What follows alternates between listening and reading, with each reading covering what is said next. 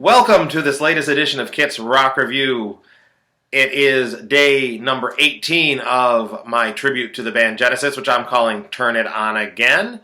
Before I get started with that, I just want to remind everybody that this Saturday, November 20th at 8 p.m., Kit's Rock Review will be on the Barroom Neon Project show live on Facebook. And for that, I'm going to talk about things in music that I'm thankful for. So please tune in, Facebook, 8 p.m. on the Barroom Neon Project page. Anyway, today we're going to go back to the early Genesis. As a lot of people, they associate Genesis with Phil Collins. He was the lead singer of the band during their most successful era, so that's why they do. However, we here on Kids Rock Review know that that is not the case. We know that Phil Collins was not an original member of the band. In fact, he was not on their first two albums. So today we're going to talk about a song from their second album called Trespass. This is the first album that the band recorded after they decided to become a professional band. Their first album, From Genesis to Revelation, was recorded when they were in school, and it was a part-time gig for them. But with Trespass, they decided to be a full-time professional band. They graduated from Charterhouse, or most of them graduated from Charterhouse, and decided that's what they wanted to do with their lives. So, most of the songs on the album are very acoustic-based. They feature 12-string acoustic guitars played by Anthony Phillips and Mike Rutherford, and occasionally Tony Banks would play acoustic guitar as well. They feature a lot of flute by Peter Gabriel, as well as his lead vocals. However, late in the recording, they had almost finished the album.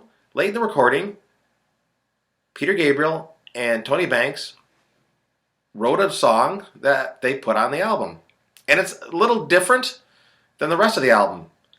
It is actually a tribute to the band The Nice. Now, I know a lot of you don't know late 60s prog rock bands, but The Nice featured a keyboard player named Keith Emerson.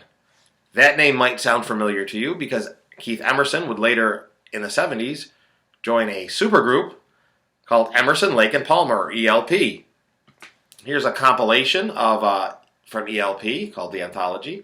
They had some songs like Lucky Man, Carnival Number 9, and my favorite title, Brain Salad Surgery.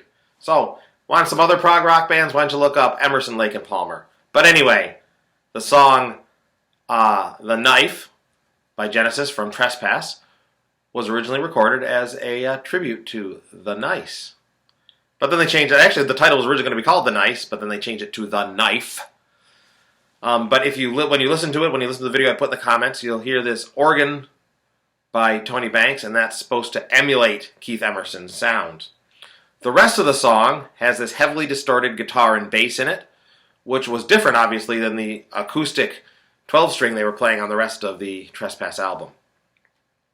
The lyrics for the song, Peter Gabriel wrote these political lyrics.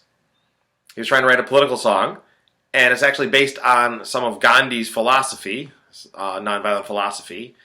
And this is what Peter Gabriel said. Let me get my notes out. He said he was trying to show that all violent revolutions end with a dictator coming to power.